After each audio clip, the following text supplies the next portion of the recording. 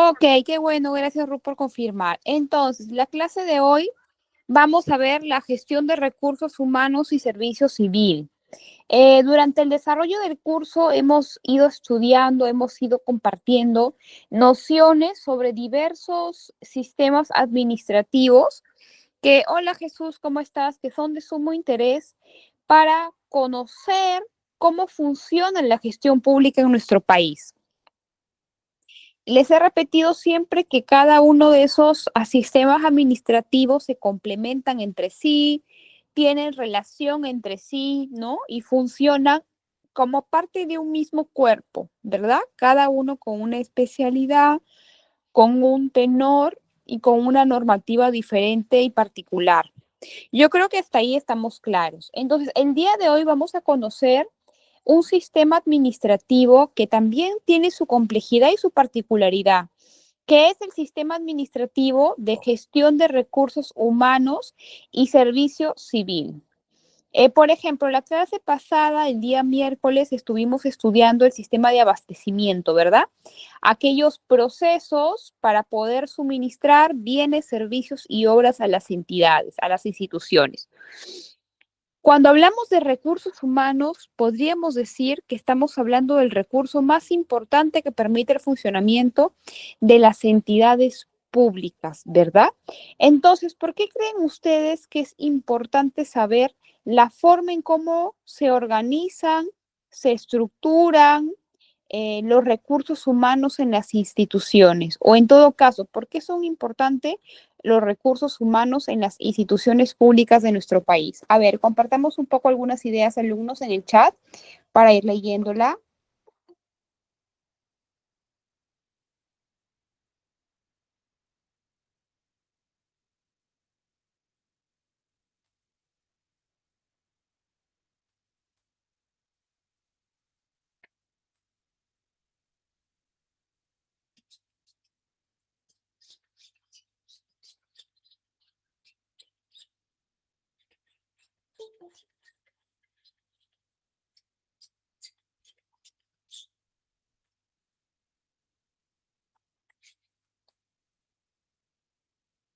A ver, vamos a ver qué dicen sus compañeros. Porque es la base principal de toda institución. Es correcto, ¿verdad? Es la base principal. Bueno, Eduardo nos da otra idea y nos dice que va a depender o va a estar de acuerdo al requerimiento de las unidades. Un momento, por favor.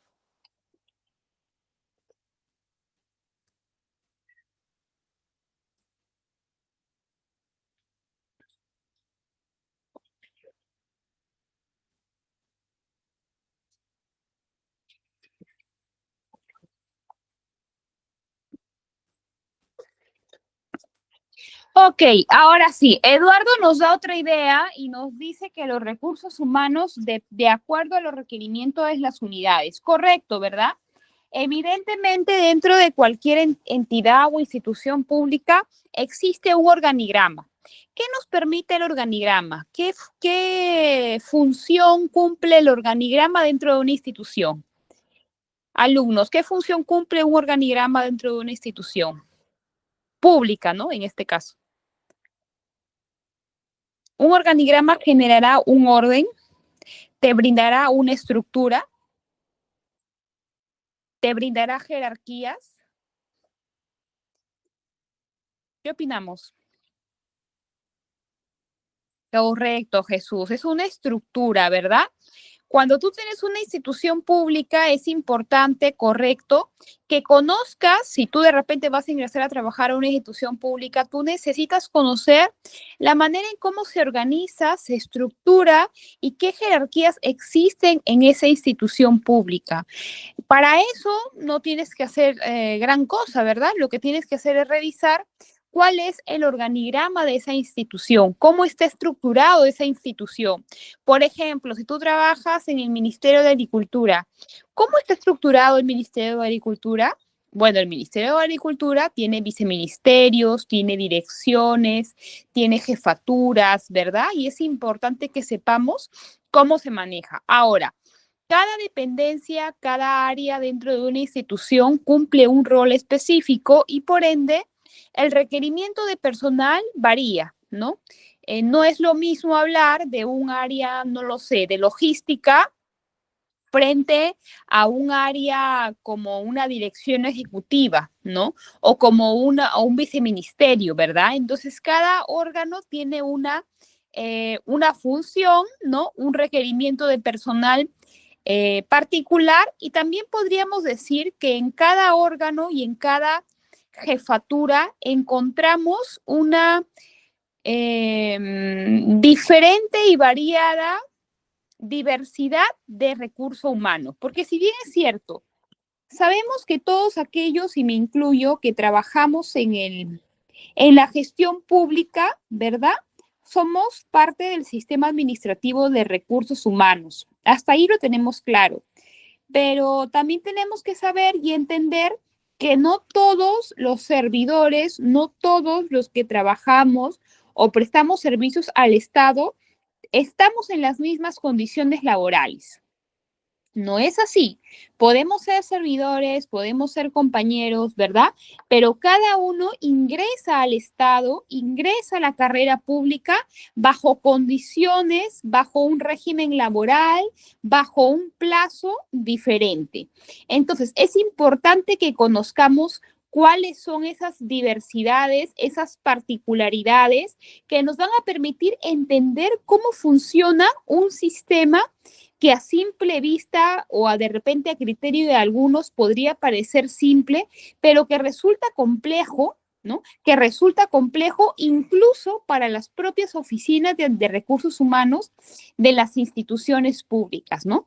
Existen entidades que pueden tener 100 trabajadores, como aquellas que pueden tener 1.500, 2.000 trabajadores, y en ese universo siempre vamos a encontrar casos particulares, como ya lo vuelvo a repetir, regímenes laborales diferentes, ¿verdad? Beneficios laborales diferentes, ¿no?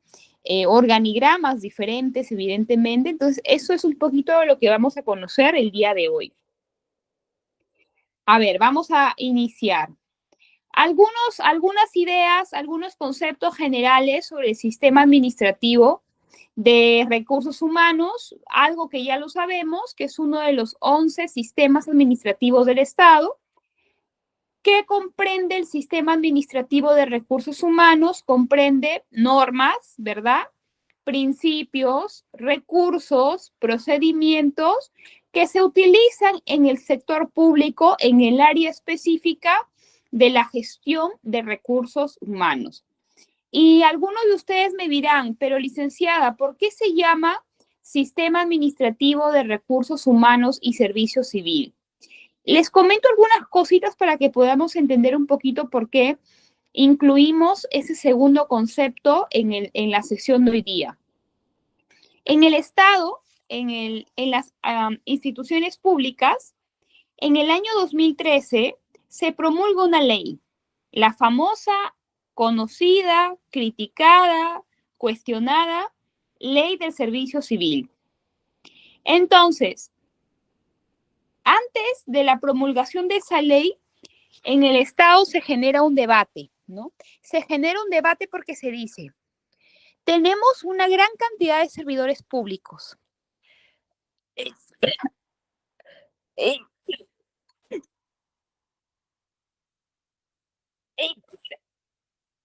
Ay, perdonen.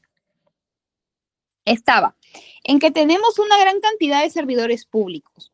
Entonces, el Estado se puso a pensar, si estos servidores públicos tienen tantos regímenes laborales diferentes, condiciones laborales diferentes, y no sé si ustedes se han dado cuenta, pero acceder a trabajar en el sector público no es una tarea fácil, ¿verdad? No es una tarea que se da de la noche a la mañana.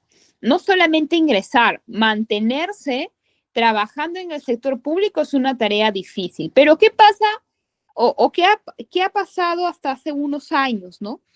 Que una persona, un trabajador, ingresaba a laborar en el sector público, vamos a decirles como asistente administrativo, ¿no? Ganaba esa plaza, iniciaba su trabajo y la persona podía estar 20, 25 años o toda su carrera laboral siendo asistente administrativo, ¿no? Si esa persona de repente, que era un técnico, estudiaba una carrera, hacía un posgrado, ¿no? Adquiría experiencia en el puesto en el que él se encontraba, con las condiciones en las que él se encontraba, no había y no existía una carrera que pueda ser promovido, que pueda escalar. Lo que tendría que haber hecho esa persona es renunciar a su plaza de origen, ¿verdad? Si era nombrado, tenía que renunciar a ese régimen laboral, buscar otra plaza, concursar, y si no lo perdía, ¿no? Entonces, no sé, en el sistema administrativo de recursos humanos antes del 2013, la meritocracia no era premiada, no existía la carrera pública del servicio público y eh, a partir de ahí se empieza a generar una discusión de un problema de agenda pública y nace esta ley, que es la ley del servicio civil. Básicamente, el servicio civil es una metodología, es un sistema que pretende organizar o reestructurar el recurso humano en las instituciones públicas, ¿ok? Para entender eso claro. Ahora, el sistema administrativo de gestión de recursos humanos, ¿cómo lo integra? ¿Quiénes lo integran? Bueno, lo integran tres elementos. El primer elemento va a ser la ya muy conocida Autoridad Nacional del Servicio Civil, también conocida como SERVIR. Ese va a ser uno de los tres elementos que integra el sistema. Las oficinas de recursos humanos de las entidades públicas a nivel nacional, ¿no? Evidentemente, cualquier entidad pública siempre tiene una oficina de recursos humanos. Así sea chiquita, así sea inmensa, siempre existe una oficina de recursos humanos. Y también el sistema administrativo va a estar compuesto por un órgano de decisión, un órgano de deliberación, un órgano de juzgamiento en materia de recursos humanos y procesos laborales, llamado Tribunal del Servicio Civil. Entonces, si a ustedes les preguntan cuántos elementos tiene el sistema de recursos humanos, ¿cuántos elementos van a decir?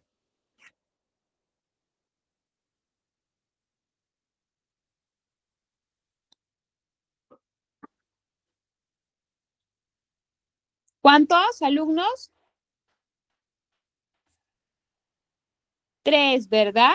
Tres. El primero, que es la Autoridad de Servicio Civil, también conocida como SERVIR, las oficinas de recursos humanos de las entidades públicas, que como ya lo sabemos, en nuestro país existe una gran cantidad de instituciones públicas, ¿verdad? Y por ende, una gran cantidad de oficinas de recursos humanos. Y también vamos a tener a un órgano de juzgamiento, un órgano de decisión en materia de recursos humanos llamado Tribunal de Servicio Civil. Ahora, el sistema de recursos humanos tiene 7 subsistemas. El sistema de recursos humanos tiene 7 subsistemas. ¿Y por qué 7 subsistemas, profesora? Tiene 7 subsistemas, estimados alumnos, porque el área o el tema de recursos humanos es un tema complejo y bastante amplio. Entonces, como es un tema complejo y bastante amplio, resulta necesario dividirlo o subdividirlo en subsistemas dentro del sistema de gestión de recursos humanos. ¿Cuántos son? 7. 7. Vamos a repasarlos brevemente y a continuación vamos a estudiar con ejemplos cada uno de ellos. El primer subsistema se llama planificación de las políticas de recursos humanos. La segunda se llama la organización del trabajo y su distribución, la gestión de la incorporación, la gestión del rendimiento, la gestión de la compensación, la gestión del desarrollo y la capacitación y la gestión de las relaciones humanas. Como podemos ver, cuando hablamos de un recurso humano que labora dentro de una institución pública, tenemos que pensar en diversos componentes que giran alrededor de ella. Primero, la normativa, la base legal, los procedimientos. ¿Dónde se encuentra eso? ¿En qué subsistema? La parte normativa en el primer subsistema que se llama planificación de las políticas de recursos humanos. Ahora, también vinculado al recurso humano, ¿cómo lo vamos a organizar? ¿Cómo vamos digamos, a probar cuál va a ser el perfil de los funcionarios? ¿Qué experiencia deben tener? ¿Qué formación académica deben tener? Deben ser bachilleres, deben ser licenciados, deben ser magísteres, deben hablar español, inglés, tener años de experiencia 10, años de experiencia 5, no lo sé. Entonces, esa forma, esa manera de abordar los recursos humanos se llama organización del trabajo y su distribución. El tercer subsistema, cuando hablamos de incorporar, cuando un servidor se va a incorporar a la carrera, digamos, a la gestión pública, a las instituciones públicas, tiene varias formas de acceder. Por ejemplo, hay personas que han ingresado al sector público a través de concurso público, ¿verdad? Hay personas que han ingresado a las instituciones públicas por cargos de confianza, ¿verdad? Por ejemplo, los ministros, los gerentes de gobiernos regionales, los gerentes de municipalidades son cargos de confianza. No concursan para el puesto, pero la autoridad política los designa para tal. Entonces, esa manera diferente a través de la cual la persona o el profesional se va a incluir o va a iniciar su vinculación con las entidades públicas se llama gestión de la incorporación, ¿ok? Y así vamos a ir estudiando cada una de ellas. ¿Hasta acá tienen alguna pregunta?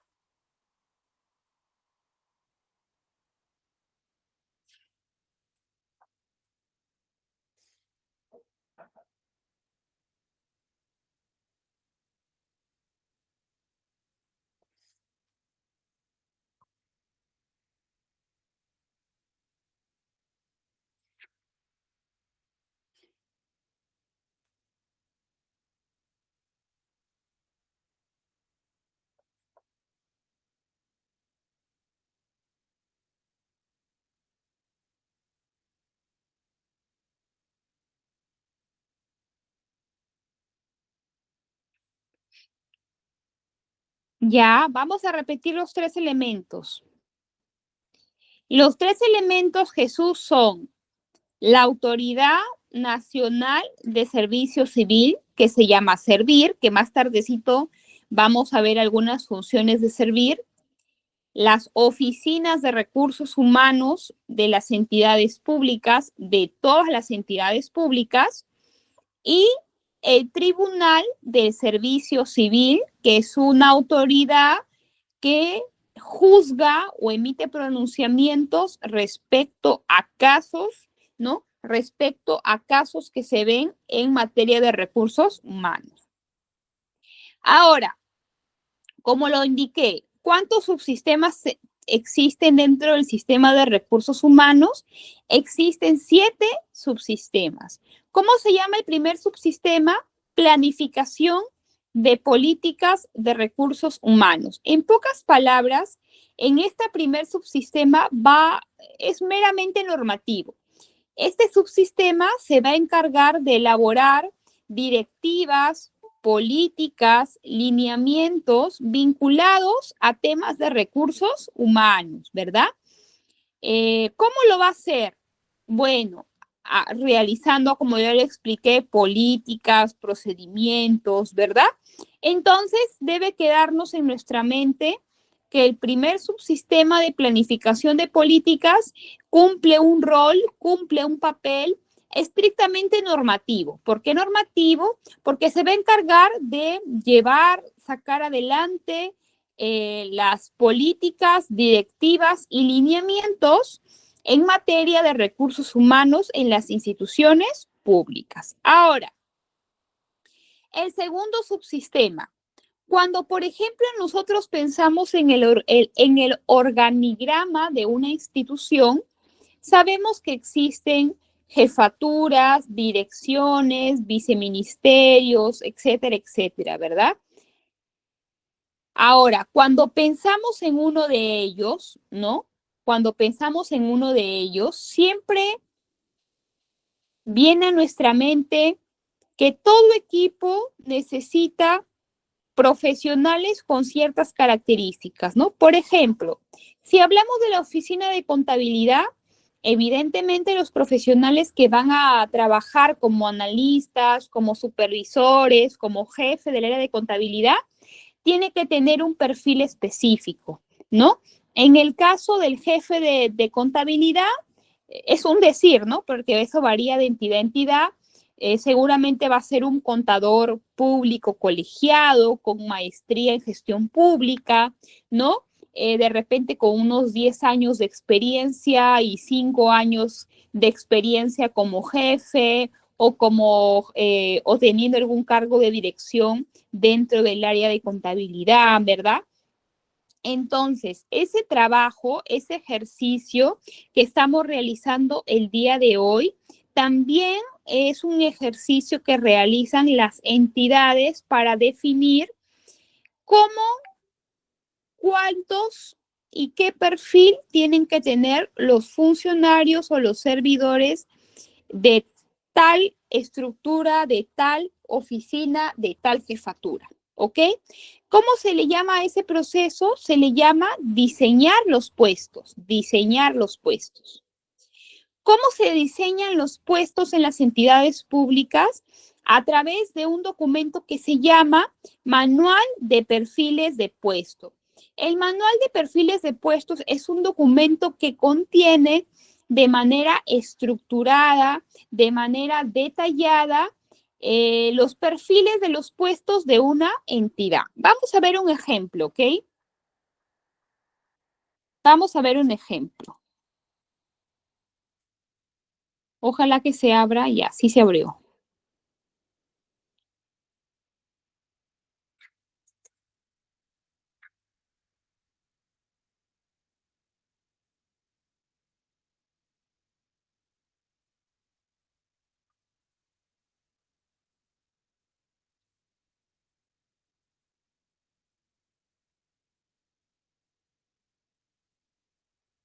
En la pantalla podemos ver, estimados alumnos, eh, un manual. A ver, vamos a ver, porque este tipo de documento es aprobado por el máximo puesto dentro de una entidad, se llama Manual de Perfiles de Puesto. Manual de Perfiles de Puesto, ya lo indiqué, es el documento a través del cual, aprobado por el titular de la entidad, se definen los perfiles de los puestos del organigrama, ¿ok? A través de un proceso técnico, ¿verdad? A través de un proceso, ¿no? Bastante detallado. Por ejemplo, veamos un ejemplo nada más. Acá tenemos un puesto. ¿Cómo se llama este puesto? Gerente de la red asistencial. Gerente de la red asistencial. ¿Qué función? Bueno, acá se detalla qué funciones va a cumplir esa persona, ¿verdad? Es muy meticulosa. Pero acá tenemos otro cuadro que nos va a permitir saber qué necesita un profesional para poder pretender aspirar a ese puesto. Si buscan ser gerente general de la red asistencial de salud, tiene que tener formación universitaria completa, debe tener título, ¿no? Maestría, ¿verdad?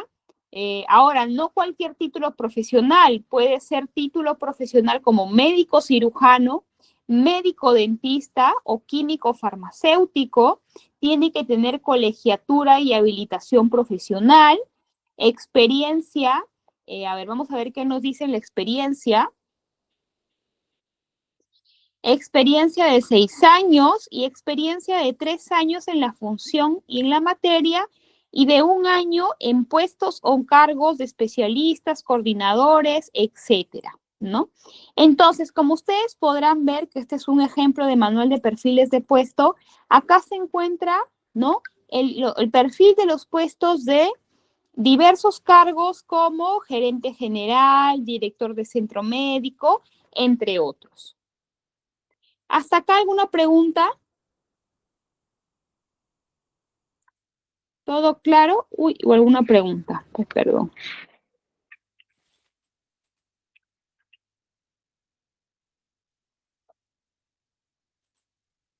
Ok, vamos a seguir, sino que se me retrocedió por acá. Vamos a ver. Ok, ahora vamos a pasar a ver el tercer subsistema.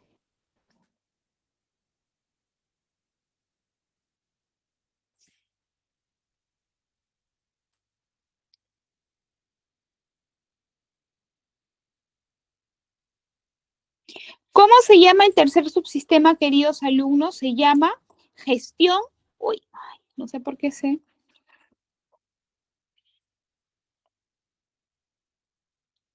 No sé por qué se sale.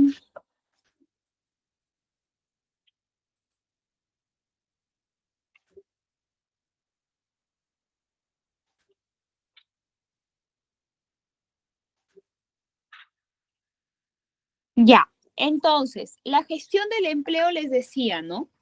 Es un conjunto de políticas y de prácticas destinadas a conocer cuáles van a ser los procedimientos desde que un profesional se incorpora hasta que un profesional se desvincula de una entidad.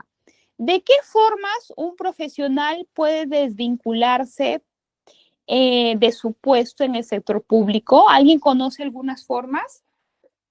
¿Cómo una persona concluye su servicio en la administración pública? ¿Cuál es la manera más conocida? Presentando tu carta de renuncia, ¿verdad? Por algún motivo, de repente encontraste otro trabajo, no lo sé, infinidad de razones, presentas una carta de renuncia para iniciar tu desvinculación. Pero es la única manera en la que tú puedes desvincularte. Otra, correcto, Kiko, vencimiento de contrato, ¿no? ¿Qué pasa si tú tienes un CAS temporal de 6 meses y por falta de presupuesto, por decisión de la jefatura o por la razón que pueda acontecer, no se renueve ese contrato? Si no hay una renovación de contrato, entonces tu vínculo laboral se rescinde, ¿verdad? También podría ser que tú has llegado, como lo dijo Kiko, al máximo límite de edad permitido para poder trabajar en el sector público. Entonces, obligatoriamente va a iniciar tu proceso de desvinculación por llegar a un periodo máximo de trabajo, ¿verdad? Que se diferencia en el caso de los hombres y en el caso de las mujeres. Pero también puede existir que tú tengas un proceso penal y que quizás sea de algún delito vinculado a la administración y te inhabiliten para el ejercicio de la función pública, ¿verdad? Ese también es una de las razones por las cuales puede iniciar tu desvinculación de una entidad. Te pueden inhabilitar por 1 año, por 6 meses, por 5 años, por 10 años, ¿verdad? Incluso puede ser hasta un tema político, ¿no? Tampoco necesariamente penal, que también se puede dar, pero también podría ser un tema político. En el caso de la enfermedad, ¿no? Existen enfermedades que te imposibilitan parcial o totalmente para el trabajo, ¿no? En el caso de que te inhabiliten, por ejemplo, yo les voy a contar un caso. Existe una persona que yo conozco que labora en el magisterio como docente desde el año 95 y le faltan 2 años para jubilarse, ¿ok? Pero esa persona ya viene arrastrando varias enfermedades, ¿no? Que durante este año ya prácticamente lo imposibilitan de ejercer la docencia. Entonces, como él no está jubilado, como él sigue siendo un docente activo, pero ya no siente que está en las facultades para poder elaborar, porque existen casos que una persona pasa de repente por una enfermedad temporal, ¿no? Y pide licencia con goce o en algún punto licencia sin goce, ¿no?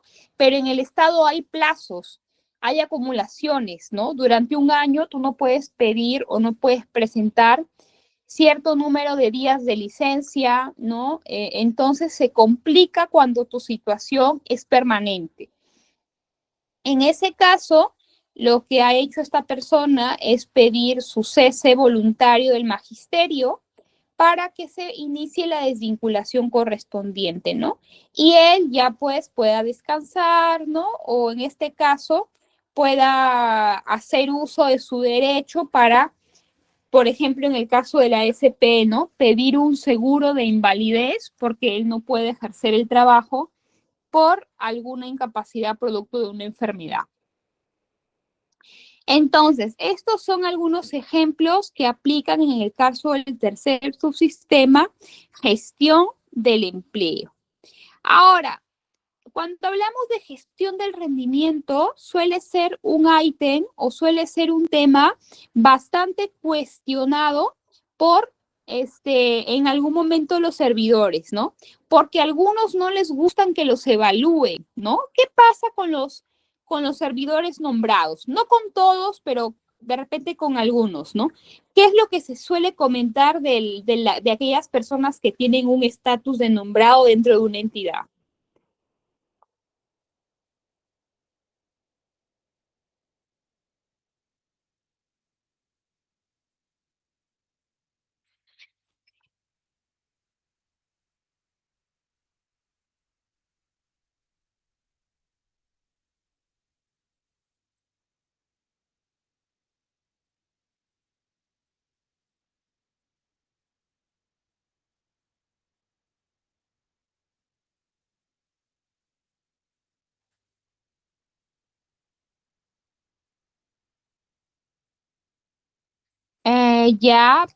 Una de las cosas que acá comentan, ¿no?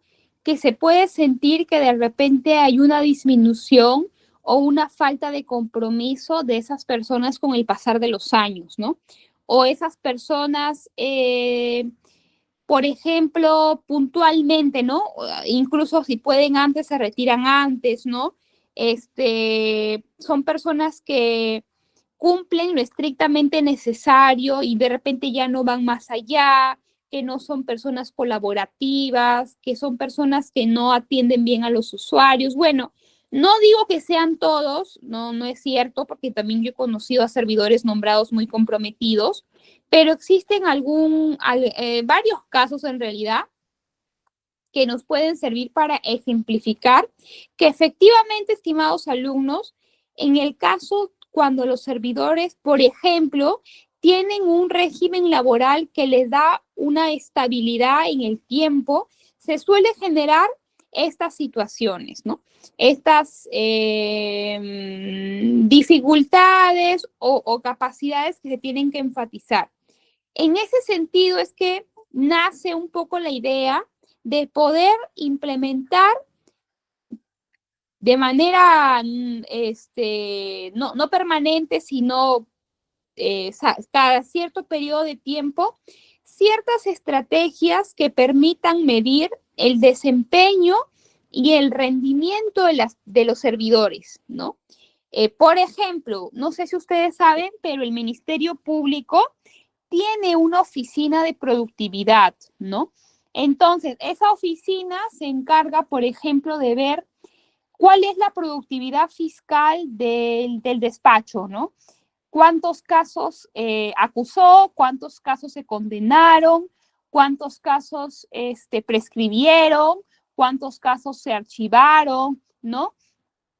Y como cuando a estos fiscales les toca pues presentarse a la Junta Nacional de Justicia para postular a otro cargo o para renovar en su cargo, en teoría tienen también que considerar ese informe de la autoridad de productividad que mide el desempeño del servidor, ¿no? Porque algo importante y un criterio importante en las entidades públicas es de que las personas que trabajamos tenemos que hacerlo con vocación, tenemos que hacerlo con proactividad, ¿verdad? Lo que por supuesto no significa que vas a aceptar que no tengas horas libres o que se pase por encima del horario. No, no hablo de eso, hablo que en el tiempo que te toque trabajar, lo hagas dejando tu 100%, ¿verdad? Sí, te cuento que yo trabajo con, o mis coordinadores y mis compañeros trabajan bajo el decreto legislativo 728, pero en el 728 hay dos tipos dos tipos de 728, los de tiempo determinado y los de tiempo indeterminado. ¿Cuál es la diferencia entre los 728 de tiempo determinado? De que ellos tienen un plazo de ese vínculo, ¿no? Pueden ser 2 años, pueden ser 3 años, ¿verdad? Y van renovando cada cierto periodo de tiempo. Pueden renovar anualmente, semestralmente, trimestralmente. Pero un beneficio que tiene los trabajadores que han ingresado a la carrera pública bajo el decreto legislativo 728 es que tienen un régimen público-privado. ¿Por qué? Porque en los meses de julio y diciembre, normalmente todos los servidores del Estado reciben aguinaldo, ¿no?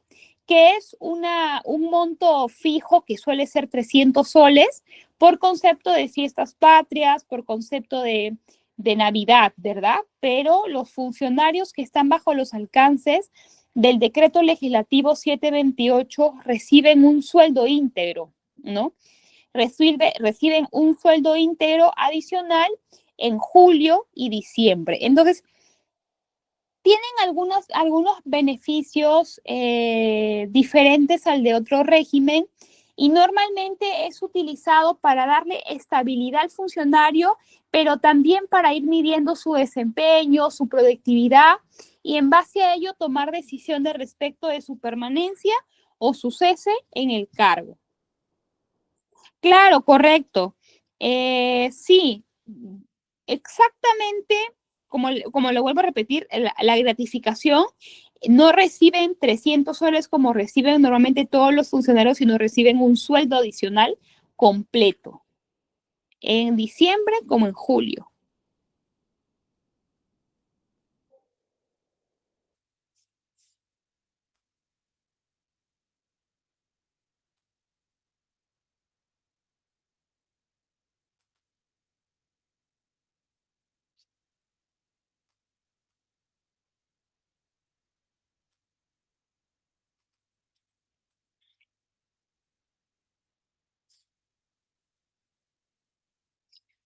Ok, sigamos. Ya hemos visto hasta el subsistema número 4, ¿verdad? Ya. El subsistema número 5 es el subsistema llamado gestión de la compensación. Ok, como ustedes saben, existen, ya hemos hablado varias veces de que los servidores tienen diferentes regímenes laborales, ¿no? 728, CAS, ¿verdad? Entre otros. Entonces, dependiendo de su régimen laboral, claro, también es a Jesús. Dependiendo de su régimen laboral, van a tener diferentes beneficios sociales, ¿no? Existen, por ejemplo, entidades, diversos ministerios que tienen CAFAE, ¿no? Que tienen cajas comunes, que tienen cierta manera de estructurar los beneficios sociales de los servidores. Entonces, ese subsistema que se encarga de determinar las compensaciones de los beneficios sociales se llama gestión de la compensación. El subsistema número 6, estimados alumnos, se encarga o tiene como función diagnosticar, identificar cuáles son las necesidades de capacitación de los servidores dentro de una entidad y en base a ello promover promover cursos, promover capacitaciones, promover formaciones que permitan tener mejor capacitados a los funcionarios. ¿Cómo se llama el documento a través del cual se identifican las necesidades de capacitación y se programan los cursos o las materias a capacitarse durante el año? Se llama Plan de Desarrollo de Personas o también conocido como PDP. El Plan de Desarrollo de Personas es un instrumento de gestión que va a permitir programar diversas acciones para fortalecer la capacidad o la especialidad de los profesionales. Por ejemplo, no sé si se actualizó, ya. Este es el Plan de Desarrollo de Personas de Migraciones del año pasado, del año 2023. Entonces, para elaborar el Plan de Desarrollo de Personas, lo que se hace, estimados alumnos, es identificar cuáles son las necesidades de los funcionarios en materia de capacitación. Por ejemplo, se ha detectado que existen errores en la elaboración de documentos tales como informes, memorandos, reportes técnicos, ¿no? Entonces, como existe un problema, se ha planteado implementar un curso que se llama Redacción de Documentos Técnicos para la Gestión Pública y Administrativa, ¿no? Entonces, a través de la implementación de esta capacitación se pretende revertir esta situación adversa. Evidentemente que estos cursos son gratuitos, ¿no? Financiados por la entidad, pero tiene que existir un compromiso de parte de los servidores de permanencia, de certificación, de participación, etcétera. Por ejemplo, se ha identificado que en migraciones existen errores de los servidores para elaborar estadísticos y base de datos de los procesos de selección. Por eso se ha planteado enseñar o dictar el curso que se llama Microsoft Office nivel avanzado. Como ustedes ven, es un documento bastante claro, conciso, ¿no?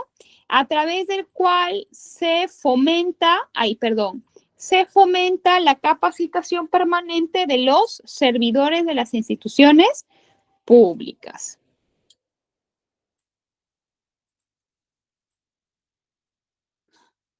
Y finalmente, estimados alumnos, tenemos el subsistema número 7, que es el subsistema denominado gestión de las relaciones humanas y sociales, ¿no?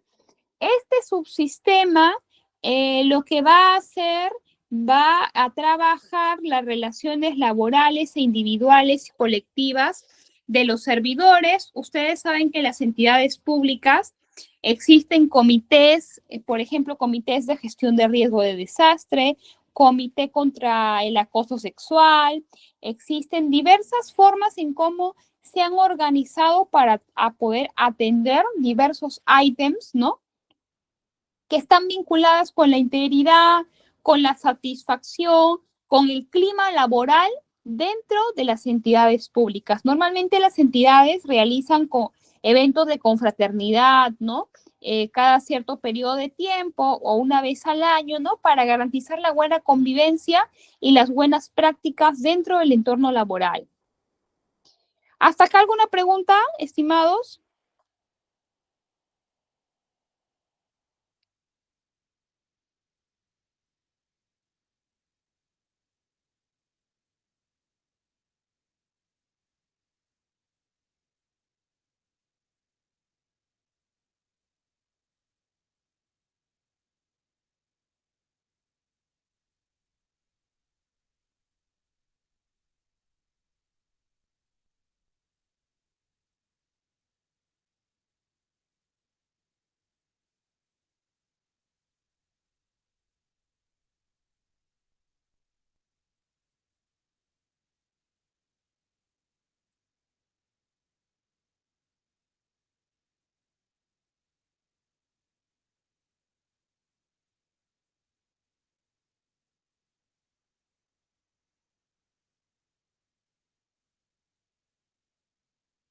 A ver, ¿existe alguna pregunta? ¿Aló? ¿Están por ahí?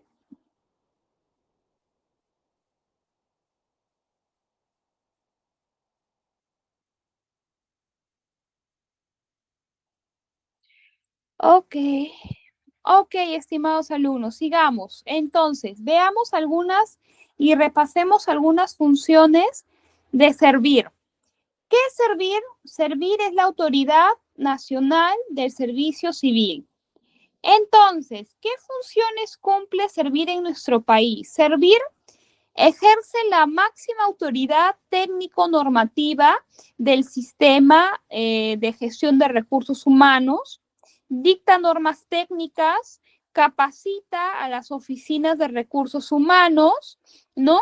Propone la política remunerativa, emite opinión técnica, ¿no? Como ustedes ven, Servir es un órgano muy completo, muy especializado, muy técnico, que se encarga de poder dirigir las acciones en materia normativa, en materia asistencial del sistema de recursos humanos. Ahora, vamos a explicar con un poquito mayor de detalle este concepto que se llama servicio civil. Yo les explicaba, ¿no? Que en el año 2013, o mejor dicho, antes del año 2013, el Estado se puso a pensar, ¿cómo hacemos para promover la meritocracia en nuestro país? ¿Cómo hacemos para promover la instalación de una carrera pública en nuestro país, en donde tengamos servidores públicos bien remunerados, en donde tengamos servidores públicos bien formados, honestos, comprometidos con las instituciones y que vean en el Estado una posibilidad para crecer profesionalmente, porque el Estado empezó a ver que los mejores talentos iban para el sector privado? ¿Por qué? Porque el sector privado es más honesto, hay más oportunidades, ¿no? Etcétera, etcétera. Entonces, con esa lógica es que crea el servicio civil. Y esa ley piensa o estructura de qué manera se va a producir, entre comillas, el cambio, porque hasta el momento ese cambio ha sido bastante lento y bastante minoritario, pero eso lo vamos a discutir en un ratito. Pero el Estado se imaginó y diagramó el proceso a través del cual el Estado iba a transitar, o perdón, las entidades iban a transitar hacia el régimen del servicio civil. Ese tránsito comprendía 4 pasos: preparar a la entidad, analizar el estado de la entidad, hacer mejoras internas e implementar el nuevo régimen del servicio civil. Ahora, este régimen del servicio civil, ¿por qué digo que a la fecha, 10 años después de la promulgación de la ley, ha tenido pocos avances?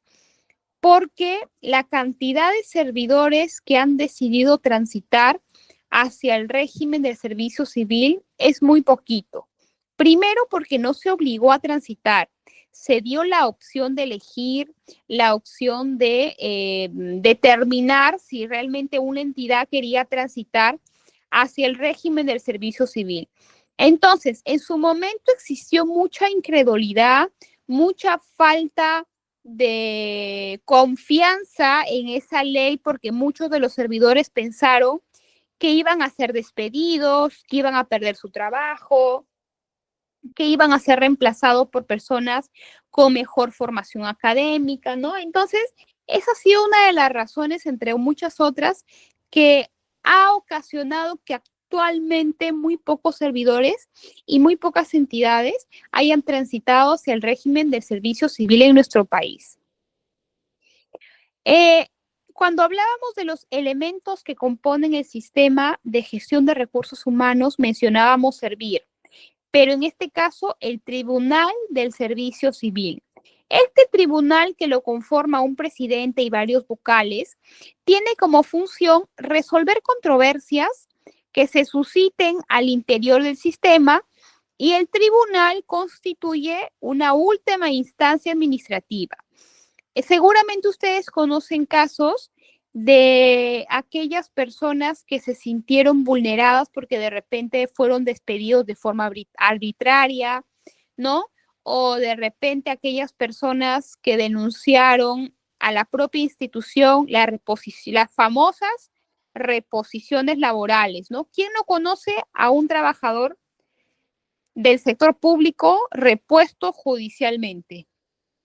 Muchos, yo conozco muchos, ¿no? Que yo no digo que están en su justo derecho, ¿no? Eso cada caso se determinará, ¿no? O se determinó o lo determinó un juez en su momento. Pero antes de llegar a la instancia, digamos, judicial, se tiene que agotar la instancia administrativa. Y esa instancia en materia de recursos humanos se llama Tribunal del Servicio Civil. Si no estás conforme con esa decisión, si te parece que no es la correcta, tú puedes ir al Poder Judicial para presentar una demanda de reposición judicial, de reconocimientos de derechos laborales, etcétera, etcétera.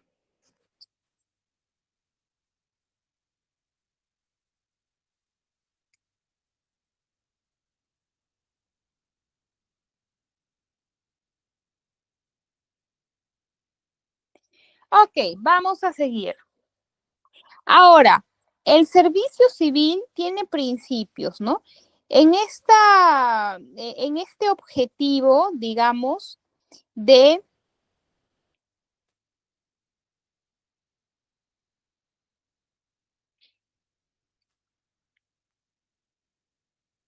disculpe, en este objetivo de poder crear un nuevo régimen para los servidores públicos, como todo sistema tiene principios, ¿no? Vamos a mencionar rápidamente alguno de ellos, ¿no? Interés general, ¿verdad?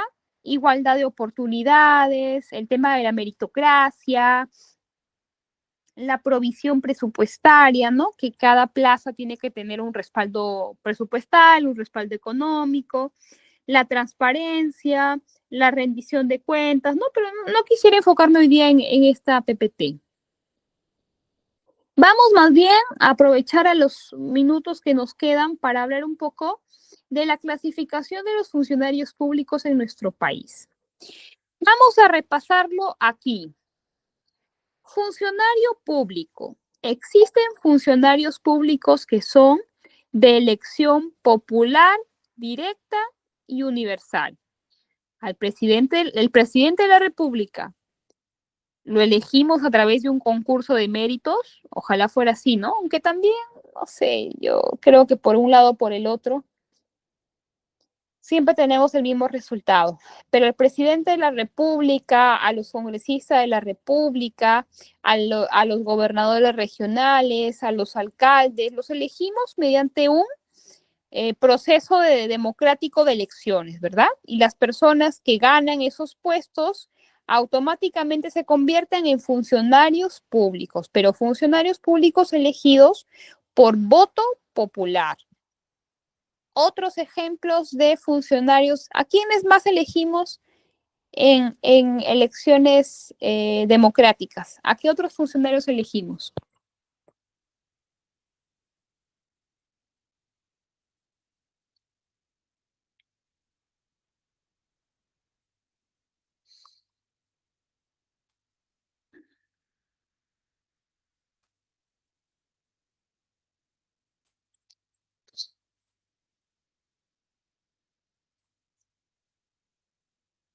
A los regidores, ¿verdad? Cuando nosotros elegimos un alcalde, también elegimos una plancha de regidores, ¿verdad? Los regidores son funcionarios públicos encargados de fiscalizar la gestión del alcalde, ¿no? Hay regidores oficialistas y también existen regidores de oposición. ¿Qué más? Así como tenemos a funcionarios públicos elegidos mediante voto democrático, también tenemos a funcionarios públicos que son designados. ¿Qué quiere decir designados? ¿Qué significa designar, estimados alumnos? ¿Ideas?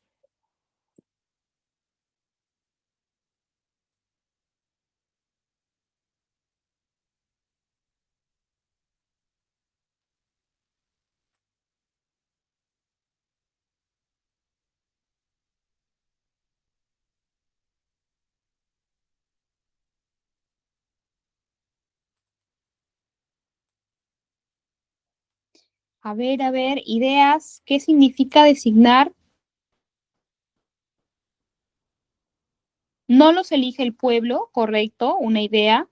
Nombrar, nombrar en el sentido general de la palabra. Elegir. Yo me quedo con esa, ¿no? Elegir. Porque cuando a ti te designan, lo pueden hacer a través de un previo concurso público. Por ejemplo, al defensor del pueblo lo designan, pero previo a un concurso público. A los ministros, ¿no? A los ministros los designan, pero no previo a un proceso de concurso público, sino previo a un proceso digamos, de evaluación muy personal o muy propia del presidente, pero se eligen y tampoco se eligen por elegir, ¿no? Cualquier persona no puede ser defensor del pueblo, cualquier persona no puede ser Contralor General de la República, cualquier persona no puede ser miembro del Tribunal Constitucional, ¿no? Son puestos de alta jerarquía dentro del Estado. Entonces, estos funcionarios, si bien es cierto, son designados por las entidades competentes. Por ejemplo, ¿quién designa al defensor del pueblo? ¿Qué entidad designa al defensor del pueblo? A ver, ideas. ¿Qué entidad designa al defensor del pueblo, alumnos? ¿Cómo se llama? Empieza con C, Congreso, ¿verdad? Congreso de la República. Entonces, normalmente existe un proceso porque cada funcionario tiene un número de años, ¿no? Después de la cual ya se vence su mandato y tienen que ser elegidos nuevos funcionarios. Por ejemplo, en el caso del Contralor, el Poder Ejecutivo presenta una propuesta, ¿no? Que es evaluada por el Congreso. Si el Congreso lo aprueba bien, si no lo rechaza, ¿no? Y cada puesto tiene un proceso particular, ¿verdad? Ahora que estas personas pues cumplen con una serie de perfil, ¿no? De formación académica, de experiencia profesional, etcétera. Ahora bien, creo que ya está, es momento de poder aplicar nuestro Kahoot de hoy día. Vamos a buscar. Bueno, mientras respondo esa pregunta, Kiko, voy buscando el Kahoot por acá. Su compañero nos pregunta cómo se puede, a ver, cómo se puede postular al Estado. Bueno, si tú me dices la palabra postular, entiendo que lo que deseas hacer es ingresar al Estado mediante un concurso de méritos, ¿no? Entonces, correcto, de un concurso público. Existen en los portales de las instituciones, ¿no? Las convocatorias son públicas, ¿no? Existe convocatorias CAS, convocatoria 276, convocatoria 728, ¿no? En el que puedes tú, si te interesa, si cumples con la formación académica, presentarte y en ese caso acceder, ¿no? Pero también ya lo hemos dicho que existen otras formas de ingresar al Estado, por designación, por voto popular, ¿no? Que ya no son tan fáciles, ya ahí esas son un poquito más complejas.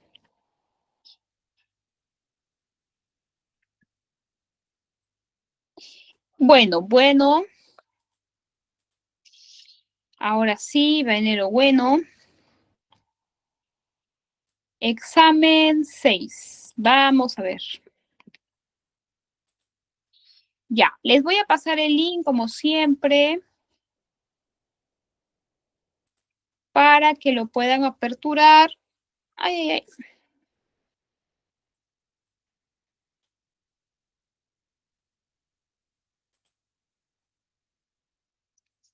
Vamos a ver. Es viernes y los viernes son días felices. Para mí son días muy felices porque vamos a descansar.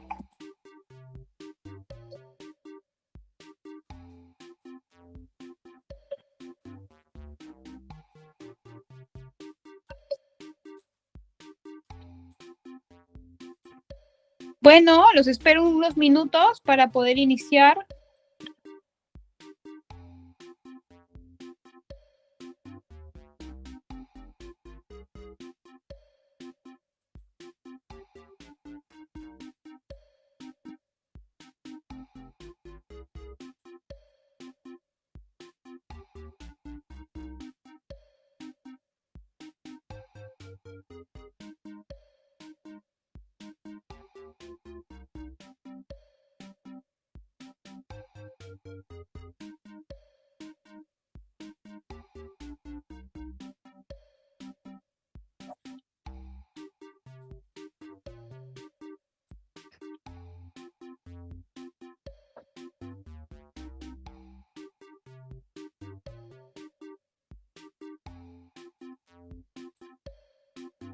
Vamos a esperar unos minutos más. Solamente tenemos 5 conectados.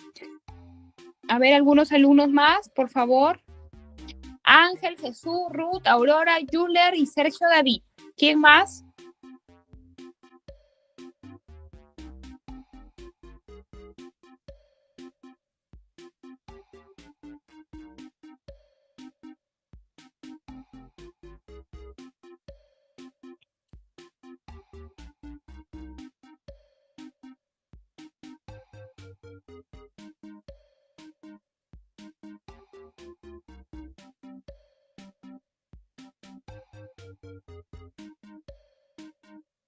No te preocupes.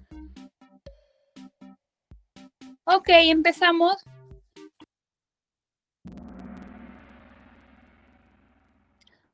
Primera pregunta.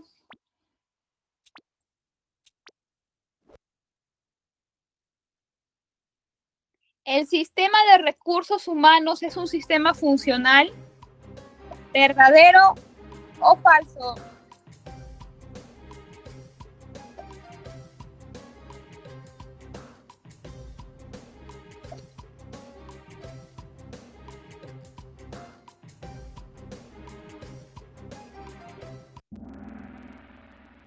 Falso, ¿verdad? Recuerden que todos los sistemas que hemos visto el día de hoy son sistemas administrativos. Segunda pregunta. ¿Cómo se llama el ente rector del sistema administrativo de recursos humanos?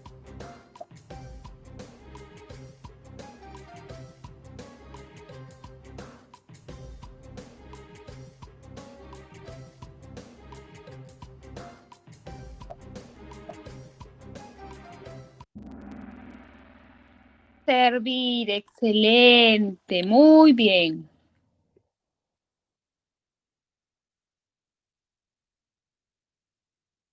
¿Cuál no es un elemento del sistema de recursos humanos? Hemos dicho que son 3. ¿Cuál no es un elemento?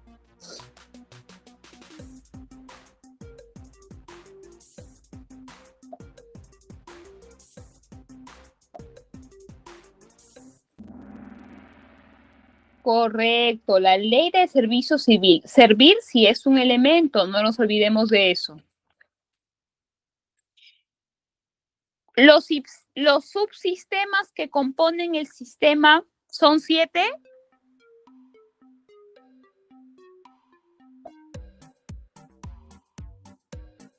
¿Verdadero o falso?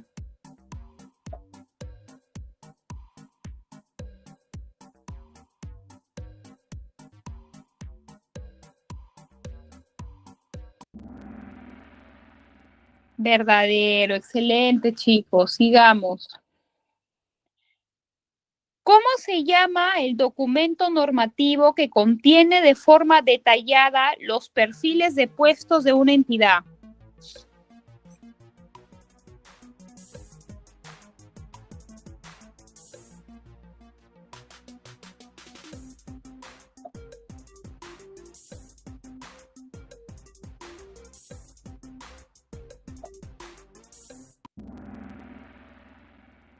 Manual de perfiles de puestos. Excelente, chicos. Sigamos. ¿Cuál es el subsistema que incorpora políticas desde la incorporación hasta la desvinculación de los servidores.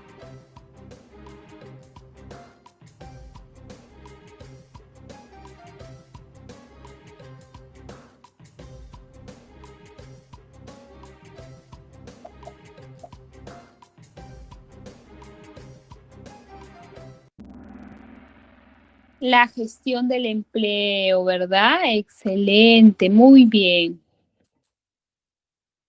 ¿Quién va a la cabeza? A ver, Sergio David, y le siguen de cerca Jesús, Yuler, Ángel y Aurora. Por ahí, no sé qué pasó. Sigamos. El subsistema de gestión del desarrollo y la capacitación busca desarrollar capacidades en los servidores, ¿verdadero o falso?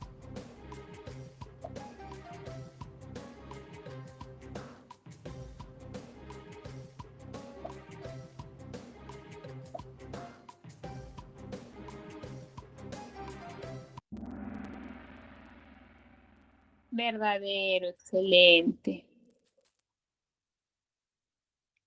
No es un principio de la ley del servicio civil, no es un principio de la ley del servicio civil.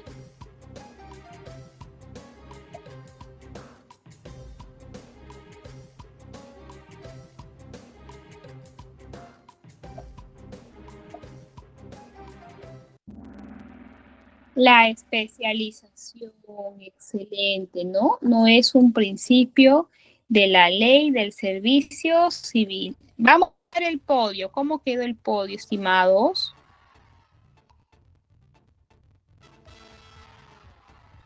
Jesús, Yuler, puesto número 1 para Sergio David, excelente, Sergio David.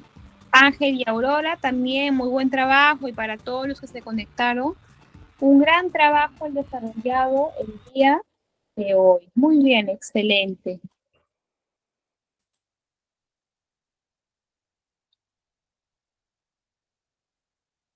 Ay, María Aurora, qué lástima, qué pena, no sabía que tenías problemas con el Kahoot. ¿Estás conectada desde una computadora o desde tu celular?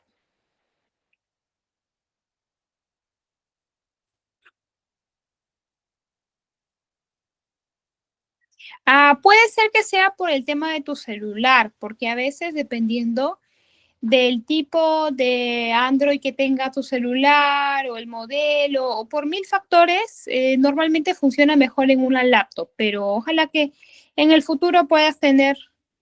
Sí, a veces pasa, por eso es de que lo más ideal es de que se conecten desde una laptop cuando se usa un Kahoot, pero a veces no es posible eso, ¿cierto? Entonces, por ahí que se complica una vez más. Ok, alumno, nos quedan algunos minutos. ¿Alguno de ustedes tiene alguna pregunta, un aporte, una consulta?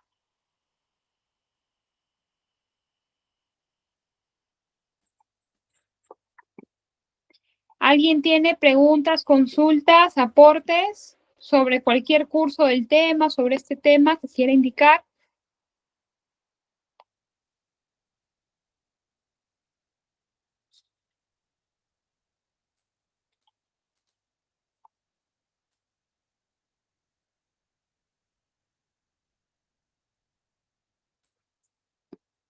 A ver, Jesús, te escuchamos.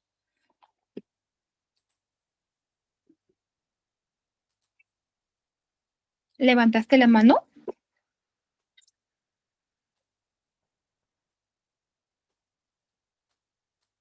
o se presionó? Ay, qué pena con los alumnos que han tenido problemas con el Kahoot, estimados. Lo lamento mucho esa situación, pero bueno. Bueno, sin, puede ser porque, a ver, espera. A ver, un segundito, un segundito. ¿Dónde estás? Jesús, Jesús.